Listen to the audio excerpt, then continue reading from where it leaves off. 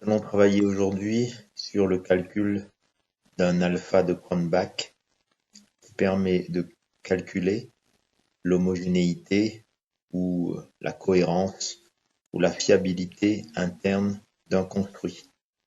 Ici, si on regarde ce questionnaire réalisé dans le cadre d'un mémoire de sage-femme, on voit qu'il y a 5 questions qui ont été posées sur une échelle de Likert à 4 points avec des modalités qui vont de pas du tout à tout à fait. L'idée est donc de vérifier que les réponses apportées par les répondants à l'ensemble de ces 6 questions sont bien cohérentes.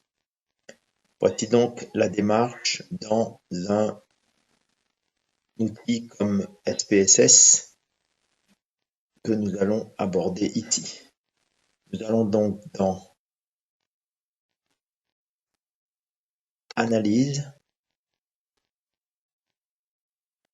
Échelle,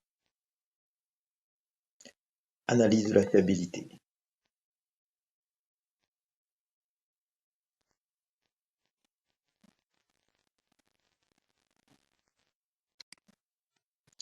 Donc nous choisissons ici les questions dans la fenêtre de gauche et nous les faisons passer à droite. Il y a donc les 6 questions que nous retrouvons ici. Et nous allons donc cocher ici dans Statistiques, Échelle sans l'élément, ce qui va nous permettre à SPSS de nous donner les éléments d'amélioration éventuels de l'alpha de Cronbach. Poursuivre. Ici, par défaut, c'est bien l'alpha de Cronbach qui est proposé. Et nous allons donc calculer l'alpha de Cronbach en question. Et voici donc ce que nous obtenons dans la fenêtre de résultats. Un alpha de Cronbach qui vaut 0,858 pour les 6 éléments que nous avons sélectionnés. Avec ici un affichage, donc dans la dernière colonne qui est ici, de la valeur de l'alpha que l'on aurait obtenue si on supprimait une des questions qui figurent ici. Par exemple, dans le cas de cette mesure, on voit que l'alpha de Cronbach est à 0,858 pour les 6 questions retenues. Et quand on regarde dans la dernière colonne ici, on voit que aucune valeur n'est supérieure à 0,858. Ce qui signifie que l'alpha que l'on a obtenu est en fait le meilleur alpha que l'on puisse avoir avec les 6 questions.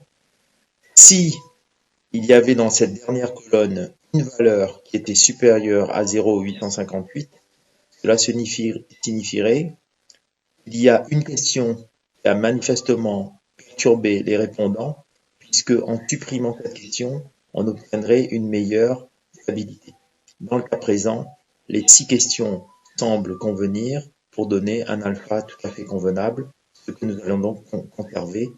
Et nous allons donc appeler le construit issu de ces 6 questions, qui résume la connaissance qu'ont les patientes sur ce courrier adressé par l'ARS sur l'hygiène bucco-dentaire qu'elles peuvent suivre grâce à une visite chez le dentiste.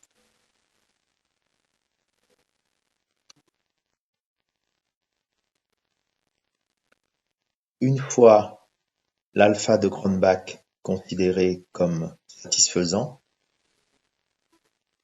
Cronbach suggère de valider cette mesure en intégrant dans la base de données un nouveau construit qui va donc être l'addition des questions retenues dans la mesure de l'alpha. Ici, les 6 questions ont été retenues pour un alpha à 0,858. Il est donc possible de considérer que le construit que l'on va appeler connaissance dans le cas présent et que nous allons nommer dans SPSS sous l'acronyme CGS avec un blanc souligné, puisque je vous rappelle qu'il n'est pas possible de mettre un espace dans un nom de variable dans SPSS. Et on va donc donner à ce construit la valeur obtenue en faisant la somme de toutes les questions qui le composent, à savoir les 6 questions que nous avons retenues à partir du calcul de l'alpha de Cronbach. La base de données va donc contenir une nouvelle variable qui s'appellera donc CGS et qui sera donc une variable numérique correspondant en fait à la somme des 6 questions du questionnaire que l'on a mis en ligne. Il sera donc possible désormais d'utiliser le nouveau construit CGS comme une mesure globale de la connaissance donnée par les répondants au questionnaire.